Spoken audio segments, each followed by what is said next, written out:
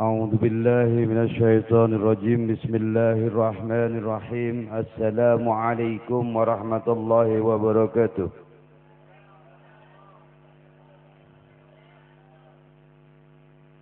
Masih semangat.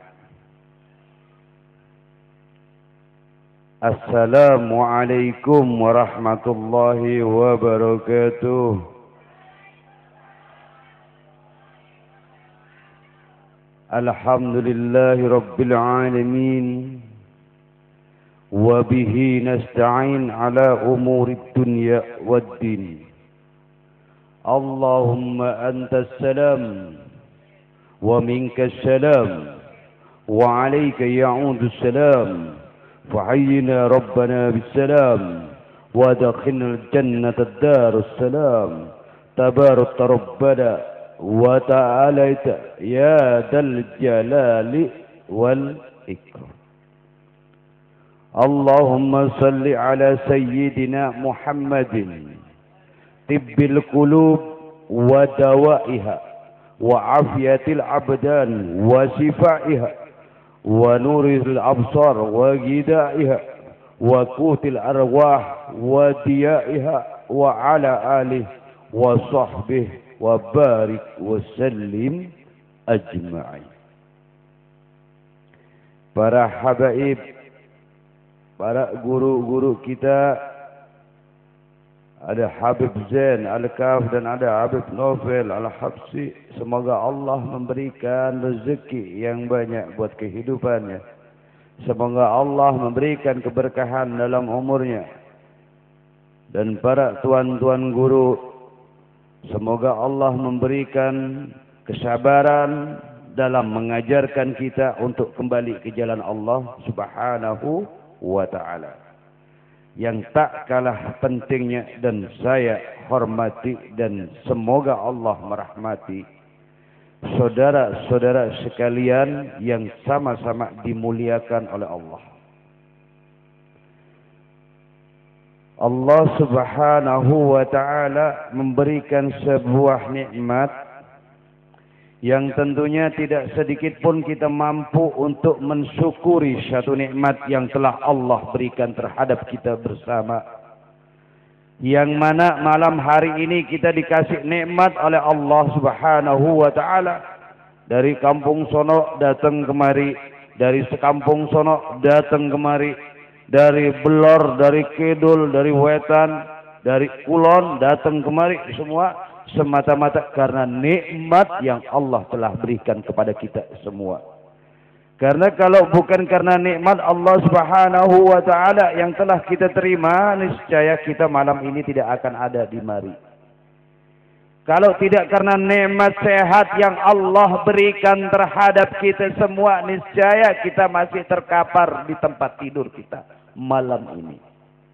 Kalau bukan karena satu kenikmatan sehat yang Allah berikan terhadap kita semua, niscaya malam ini kita masih ada yang tergeletak di tempat tidur rumah sakit. Kalau karena bukan semata-mata yang telah Allah berikan terhadap kita, yaitu kenikmatan iman, kenikmatan Islam, niscaya malam hari ini kita malas untuk melangkahkan kaki kita kemari. Maka itnya sudah sepantasnya lah kita bersyukur atas segala nikmat yang telah Allah berikan terhadap kita bersama. Kita ini sebagian daripada orang-orang mukmin, daripada sebagian orang-orang muslim yang banyak mengetahui tentang satu nikmat yang telah Allah berikan terhadap kita, tetapi kita jarang sekali mensyukurinya. Kalimat bersyukur, kita mengucapkan berterima kasih kita kepada Allah yang telah memberikan nikmat, niscaya itu akan dilanjut dengan satu kegiatan, yaitu amar ma'ruf nahi mungkar. Ini kampung apa namanya, Ustaz? Kampung apa? Jati Mekar. Jati Mekar ini adalah satu tempat yang dirahmati oleh Allah. Ada satu cinta yang terjadi di daerah Jati Mekar sehingga terhimpun bibit-bibit cinta yang ada di dalam hati saudara-saudara sekalian. Di mana bibit cinta tersebut? Nah, ini kalau kita berkata soal cinta kita kepada Rasulullah sallallahu alaihi wasallam yang telah membawa satu oleh-oleh, yang telah satu membawa bingkisan yang paling mulia, tugas yang paling mulia yang diberikan oleh Allah langsung kepada Rasulullah sallallahu alaihi wasallam. Ini peringatan apa? Isra wal Mi'raj. Di sana Isra wal Mi'raj.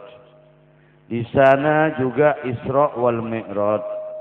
Banyak sudah para habaib menjelaskan tentang Isra dan Mi'raj, dan sebagian besar daripada masyarakat, terutama masyarakat Jatimekar, ini sudah tahu tentang apa yang terkandung di dalam peristiwa Isra wal Mi'raj.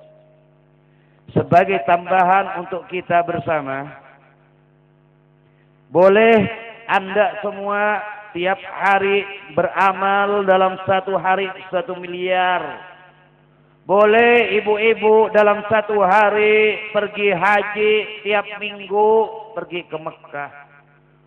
Boleh ibu-ibu ataupun bapak-bapak sekalian berbakti sedemikian rupa kepada orang tuanya. Boleh ibu-ibu ini berpuasa sampai akhir zaman. Tidak Allah melarangnya. Dan boleh juga bapak-bapak serta ibu-ibu tidak berpuasa sekaligus dalam bulan Ramadan. Kagak ada yang larang, dan Allah kagak melarang kalau memang kita punya udzur. Musafir dalam perjalanan. Kita kagak menjalankan zakat karena kita tidak mampu untuk mengeluarkan zakat. Boleh juga dalam Islam. Kita kagak pergi haji juga boleh dalam Islam. Kagak sedikit pun Allah melarangnya. Kalau memang kita tidak mampu untuk menjalankan ibadah haji. Tetapi satu hal yang kagak boleh sedikit pun walaupun dalam keadaan udzur. Kita mau tergeletak di kamar. Kita mau kagak mampu untuk menjalankannya. Yang penting yang namanya sholat 5 waktu. Itu kagak ada sedikit pun dispensasi. Ataupun pengecualian. Namanya sholat tetap sholat tuh. Kaedah yang dibawa oleh Rasulullah. Makanya dimanapun ada penceramah. Dimanapun ada ulama yang mengeterapkan filosofi daripada sholat, insya Allah ulama tersebut akan terbebaskan dan dia akan menjadi yang bermanfaat dan jadi yang lebih baik pada umatnya. Kenapa daripada sebagian warga kita banyak yang tidak menjalankan sholat? Karena ulamanya tidak mengeterapkan filosofi sholat. Banyak yang melupakan dan melalaikan sholat. Padahal kita tahu bahwasannya Allah subhanahu wa ta'ala kagak pernah akan menerima doa kita. Bagi siapa orang yang kagak diterima doanya? Yaitu ghafilin minal ghafilin, orang-orang yang lalai. Orang-orang yang lupa. Dia berbusana seakan-akan dia taat kepada Allah. Tetapi tidak mengeterapkan filosofi daripada sholat. Bagaimana cara pelaksanaan sholat, sebelum sholat, sesudah sholat, bacaan-bacaan sholat yang disunnah-sunnahkan dalam sholat, kita tidak terapkan. Begitu juga dengan aparat-aparat yang menjalankan, menerapkan filosofi daripada sholat, insya Allah aparat tersebut akan terhindar daripada korupsi. Itu sudah pasti. Karena sholat ini akan menjaga dari perbuatan yang Allah larang. Kita kagak mungkin akan menjalankan bagi yang mengeterapkan filosofi sholat. Yang bukan sekedar mengerjakan seperti apa yang dikatakan oleh Habibana Naufal Al-Habsyi. Bukan sekedar kita mengerjakan habis sholat kayak orang senam. Allahu Akbar, waalaikumsalam, assalamualaikum. Habis itu kita lanjut menjalankan sesuatu yang dilarang oleh Allah. Ini tidak menjalankan, tidak mengeterapkan makna daripada sholat. Nah, ini yang dibawa oleh Rasulullah sallallahu alaihi wasallam. Rasulullah sallallahu alaihi wasallam perjalanan daripada Masjidil Haram menuju Masjidil Aqsa sampai ke Sidratul Muntaha, langsung berbicara langsung dengan Allah Jalla Jalaluh. Satu-satunya nabi yang langsung bertemu dengan Allah, kita kenal dengan Nabi Allah Musa alaihissalam yang mendapat gelar Kalimullah, ingin bertemu dengan Allah Subhanahu wa taala. Sampai bermohon kepada Allah Jalla Jalaluh, Rabbi arini andur ilaik, ya Allah, tolong berikan petunjuk kepadaku, berikan hidayah kepadaku. Kalau seandainya aku mampu bisa memandang wajahmu yang begitu agung, ya Rabb. Tetapi Allah Subhanahu wa taala tidak pernah memutuskan, tidak pernah mendampratkan, tidak pernah memutuskan harapan daripada Nabi Allah Musa alaihissalam. Karena mendapatkan gelar Kalimullah, berbicara langsung dengan Allah Jalla Jalaluh. Ini Nabi Allah Musa alaihi salam. Bahkan di dalam Ad-Diba, berjanji Diba, Maulid Diba, si Abdurrahman Ad-Dibai dijelaskan. Apakah itu kilawaluh? Bukan. Apakah itu lu juga? Sampai kepada Kilau wa Isa, sampai kepada Nabi Muhammad sallallahu alaihi wasallam, itu dia ya yang mendirikan sebuah satu hal yang langsung bertemu dengan zat Allah sang penguasa dunia wal akhirat, Nabi Muhammad sallallahu alaihi wasallam. Apa katanya Allah Subhanahu wa taala kepada Nabi Allah Musa? Wahai Musa, jika engkau ingin melihatku, jika engkau ingin bertemu dan memandang cahayaku, katanya Allah Subhanahu wa taala kepada Nabi Allah Musa yang mendapat gelar Kalimullah, langsung dibilang oleh Allah Subhanahu wa taala, kau coba lihat itu gunung. Gunung yang begitu kokoh, gunung yang begitu tegar, wahai Musa. Coba engkau pandangi, kalau seandainya cahaya itu ada di dalam gunung tersebut, niscaya engkau akan melihat cahayaku, adzatku yang luar biasa, wahai Musa. Dan apa yang terjadi ketika Allah Subhanahu wa taala menampakkan cahayanya di atas cahaya tersebut? Mending kalau cahaya gunung kita tahu di Indonesia itu kayak permabadi terhampar, kayak karpet-karpet yang terhampar, begitu indahnya, begitu bagus dan cantik-cantik rupawan. Kita lihat gunung penuh dengan hijau-hijauan. Beda gunung nanti di Padang Masya, beda gunung yang ada di Mekah sana. Gunung yang ada di Saudi Arabia sana, yang ada itu batu-batuan menonjol. Cahaya tersebut datang kepada gunung itu dan Allah bertajalli menunjukkan kekuasaannya. Subhanallah, gunung tersebut terpecah, gunung yang kokoh, gunung yang tegar. Dan seketika itu juga Nabi Musa alaihissalam pingsan. Ini beda dengan yang terjadi dengan Nabi kita Muhammad sallallahu alaihi wasallam, langsung bertemu dengan Allah Jalla Jalaluh, bukan hanya mendengarkan suaranya saja yang agung, tetapi langsung bertemu dengan Allah Subhanahu wa taala, sehingga membawa oleh-oleh yang dibawa oleh Rasulullah, yaitu salat 5 waktu. Di oleh-oleh yang dibawa oleh Nabi Muhammad setelah perjalanan, Allah tidak pernah mematahkan satu semangat para nabinya. Allah tidak pernah memberikan suatu kekangan-kekangan kepada nabinya. Begitu juga dengan terjadinya Isra wal Mi'raj, ketika penduduk Mekah menghujat kepada Nabi kita Muhammad sallallahu alaihi wasallam. Ketika penduduk Mekah itu sudah tidak setuju, tidak suka dengan Nabi Muhammad sallallahu alaihi wasallam, Allah Subhanahu wa taala memberangkatkan, memperjalankan, dan bukan kemauannya Nabi kita Muhammad sallallahu alaihi wasallam. Nih.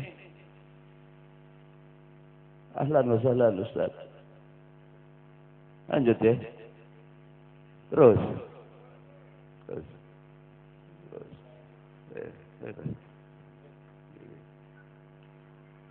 Setelah Allah memperjalankan Nabi kita Muhammad sallallahu alaihi wasallam, apa yang terjadi? Allah memberikan satu perintah 5 waktu dalam satu hari, satu malam, yaitu perintah sholat.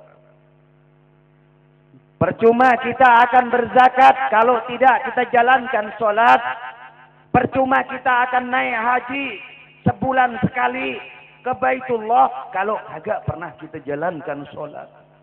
Percuma kita kagak korupsi, percuma kita kagak pernah mencuri, tetapi kita kagak pernah menjalankan sholat. Percuma. Jangan main-main dengan sholat. Kita mungkin warga daripada Jatimekar akan mengatakan bibit yang ada di dalam diri kita, yaitu bibit cinta. Yang namanya bibit harus kita semikan, harus kita pupuk, harus kita jaga, kita rawat sebelum bibit cinta kepada Nabi kita Muhammad itu hilang dan luntur begitu aja. Dan otomatis kita kagak menjalankan apa yang diperintahkan, dan kita tidak akan menjauhi apa yang dilarang oleh Allah Subhanahu wa ta'ala. Kagak ada tokonya, ayo kita beli toko. Kita beli ke ruko bulan, saya mau beli cinta. Saya mau beli cinta kepada Nabi Muhammad. Agak bisa. Ini kita mumpung dikasih cinta oleh Allah. Mari kita jaga, kita pupuk cinta kita. Ikuti ulama-ulama yang ngajarin kepada kita. Ikuti ustadz-ustadz yang ngajarin kepada kita. Datangin madrasah-madrasah, majelis-majelis salim.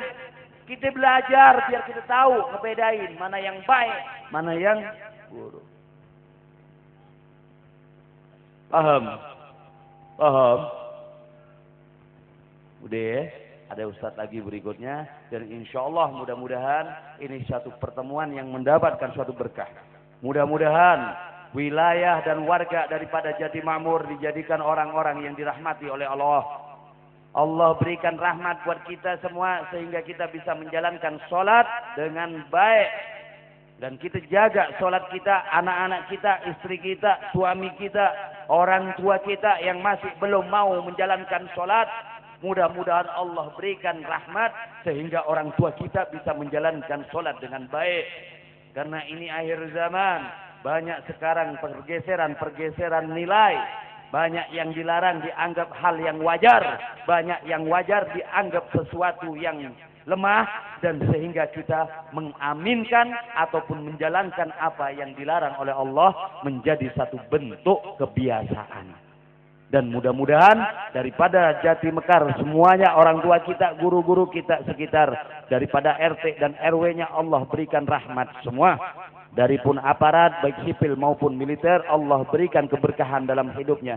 Buat keluarga besarnya sehingga bisa mendidik kita, membimbing kita, mengarahkan kita, menjadikan sesuatu yang baik buat kehidupan kita. Amin ya rabbal alamin. Mohon maaf kurang dan lebihnya karena memang tidak panjang-panjang. Tadi diminta sebelum ane datang diminta, Beb jangan lama-lama Beb, 10 menit aja. Orang sini sukanya yang sebentar-sebentar karena itu masuk. Begitu juga kita kalau dalam satu hari Bapak ini sakit kepala, Bapak minum obatnya berapa Pak? 3 kali. Kalau kira-kira minum 20 obat sakit kepala, kira-kira jadinya apa Pak? Pingsan ataupun koit. Begitu juga dengan nasihat. Nasihat kagak usah banyak-banyak, kalau itu akan menjadi racun. Ibu-ibu sebelah sana, sebelah sono juga kagak kuat, udah ngantuk. Percuma dijelasin nanti kagak masuk. Mending satu insya Allah jadi obat dan jadi nasihat yang luar biasa baiknya, terutama buat saya semua. Dan ingat ini bulan Syaban, sebentar lagi kita Ramadan. Ada salah-salah kata buat orang tua kita minta maaf sama orang tua kita.